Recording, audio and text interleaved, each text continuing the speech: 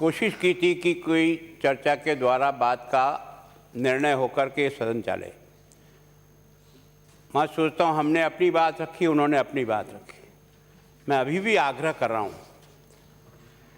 कि अगर बोर्ड के सेक्रेटरी के आदेश की 32 जिलों में पालना की गई और प्रशासनिक अधिकारी और पुलिस को पेपर की सुरक्षा की जिम्मेदारी दी, यहाँ तक कि नीचे के स्तर पर भी या तो थाने पर या ट्रेजरी में जाकर के उन पेपरों को रखा, उनकी सुरक्षा हुई। हमारा यह आग्रह है, जिस विषय में अब भी सरकार मौन है, क्या विशेषता थी जयपुर जिला ही जहां ये व्यवस्था मुझे माफ करिए एक मिनट में एक सेकंड में आप खुद इतने सीनियर पार्लियामेंटेरियन हैं, जिस सदन की चर्चा हो गई, आज मुख्यमंत्री जी का रिप्लाई है, आपके जो प्रश्न है उसे मुख्यमंत्री जी की रिप्लाई तक आशा करें, फिर आपको लगता है तो अपनी बात कह पाएंगे। मैं समझता हूं कि आपने जो बातें कही है उन बातों के संबंध में मुख्यमंत्री जी की रिप्लाई की आशा करें हम, फिर भी आप कुछ बोलना चाहें तो अध्यक्ष महोदय, क्या है कि रिप्लाई और जिस प्रकार से कहा कि हम नहीं करेंगे, उसके बाद कुछ बच ही नहीं जाता है। मैं सोचता हूँ हम जिस विषय को लेकर के पिछले 4-5 दिन से इस सदन की कई गरिमाओं को टूटा है, इसमें कोई दो राय नहीं, लेकिन हमारी मजबूरी है कि आखिर ये जो इतने लाखों बच्चों ने जो परीक्षा दी है, आप अगर सीट मंगा के देखोगे तो आश्चर्यचकित रह जाओगे। 1 लाख बच्चे ऐसे हैं इस परीक्षा देने वाले में जिनके अंक 135 में से 135 से अधिक हैं। इसका मतलब यह है कि वही बच्चे सेलेक्ट होंगे इसमें। तो वो जो गरीब का बच्चा जो किसी कारण से ट्यूशन पे नहीं जा पाया या नहीं, उसका जीवन में तो एक अंधेरा छा गया ना।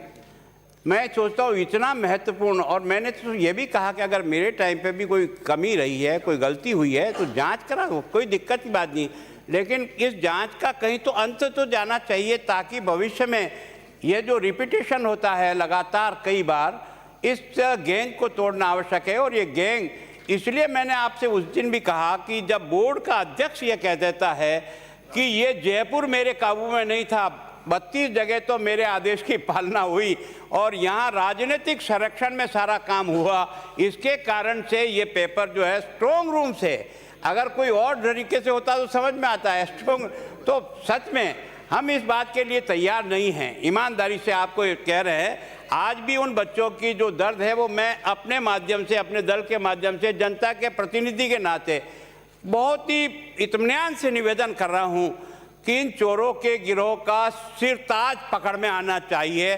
तब जाकर के उन बच्चों को ये संतोष होगा कि वास्तव में इस जांच में वो व्यक्ति भी पकड़ में आया जो इस सारे कांड का सरगना है, जिसके कारण से हुआ है। अगर इसके बाद भी सरकार की मंशा नहीं है तो मैं और मेरा दल है ना इसको वॉकआउट करते हैं और तब तक लड़ेंगे जब तक इसके बारे में कोई निर्णायक तौर पर जाकर के बातचीत नहीं होती है। भले ये लड़ाई लंबी चले तो चलेगी, जैसा भी होना होगा। मेरा जवाब सुन के, इस बारे में कभी भी तैयार नहीं हूं। मेरा जवाब भी सुन लो।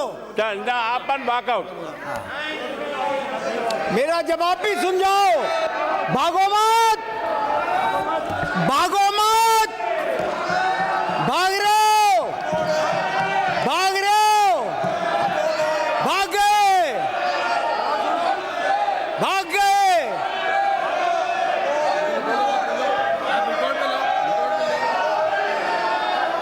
अध्यक्ष महोदय, मैं निवेदन करना चाहता हूं आपसे कि कल आपने बहुत लंबी डिबेट करवाई थी और माननीय राजेंद्र जी राठौड़ को भी और प्रतिपक्ष के नेता गुलाब चंद जी कटारिया को भी पूरा मौका दिया था, कभी कोई इंटरप्शन बीच में नहीं था। ये जो बातें आज कही है इन्होंने, इससे भी विस्तार से इन्हीं बातों को कल उठाया था उन्होंने, कोई नई बात नहीं उठाई। इनको अच्छी तरह से मालूम है इस बात का कि राजस्थान में 5 स्थान ऐसे थे, 5, अकेला जयपुर नहीं, 5 स्थान ऐसे थे जहां पर कि जो है वो जो उप कोषागार या उप कोषागार में ये प्रश्न पत्र नहीं रखे गए। वो प्रश्न पत्र रखने की जिम्मेदारी किसकी थी?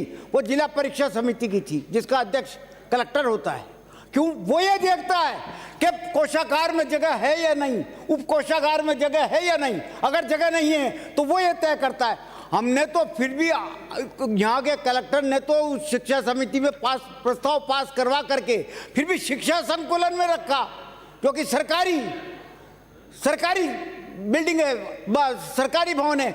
इनके वक्त में तो इन्होंने प्राइवेट स्कूल में रख दिए थे, प्राइवेट स्कूल में रख दिए थे। और इसके अलावा भी हमने तो 38 आदमी तो 39 आदमी तो गिरफ्तार कर चुके। इतनी तेजी से जो है एसओजी जांच कर रही है। इनके टाइम पे तो इन्होंने जांच ही नहीं दी। 16 में इनकी पेपर रीट का पेपर आउट हुआ, 18 में रीट का पेपर आउट हुआ, उसकी जांच तक नहीं करवाई गई इनसे। आज ये अच्छे बन करके ये सब ये निम्माराम के चेले हैं, भ्रष्टाचार में डूबे हुए हैं। राष्ट्रीय स्वयंसेवक संघ के लिए दुनिया जानती है कि ये ठगोतों का संघ है। और उसी के सब ये सारे के सारे जितने भी लोग बैठे हुए हैं ये उससे संबंधित लोग हैं। जिस बदनाम संस्था के ये सदस्य हैं, इसलिए ये दूसरे को भी बदनाम करना चाहते हैं। कुल मिलाकर के इनका मकसद ये है कि किसी प्रकार से ये सीबीआई में चले जाए, ताकि सीबीआई सेंट्रल गवर्नमेंट के हाथ में, केंद्र सरकार के हाथ में, यहाँ के दफ्तर सील कर देंगे, यहाँ की ट्रेजरी सील कर देंगे, यहाँ की जो है क्या नाम है बोर्ड का कार्यालय सील कर देंगे, ताकि सरकार जो है जो 62,000 की भर्ती करना चाहती है वो भर्ती रुक जाए। इनका मुख्य मकसद ये है कि लोग बेरोजगार को रोजगार नहीं मिलना चाहिए, कांग्रेस की सरकार जो है वो भर्ती न करे, मुख्य मकसद ये है।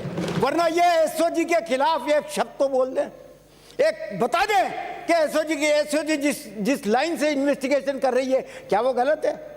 क्या इनके क्या सुझाव हैं? अगर उन सुझावों को जो है एसीबी नहीं मानती है, ये इनके द्वारा दिए गए तर्क या सबूत अगर एसओजी नहीं मानती है, तब तो फिर भी सवाल उठता है। लेकिन एसओजी बाकायदा एसओजी की जांच की तारीफ कर चुके हैं ये लोग, और आज कहते हैं कि एसओजी ये सब दिल्ली के इशारे पर करने वाले लोग हैं। इनका खुद का दिमाग नहीं है कुछ भी, ये बिल्कुल ऊपर से खाली है। लेकिन इस प्रकार से जो है डायरेक्शन इनको इनके जिस प्रकार से सारा का सारा कर रहे हैं, इनका मुख्य मकसद यही है कि ये कांग्रेस की सरकार, ये अशोक गहलोत जो 62,000 आदमियों की भर्ती करना चाहता है वो किसी प्रकार से रुक जाए। मुख्य मकसद ये है। अध्यक्ष, स्थगन प्रस्ताव पर व्यवस्था। मुझे माननीय सदस्यों को सूचित करना है कि निम्नांकित स्थगन प्रस्ताव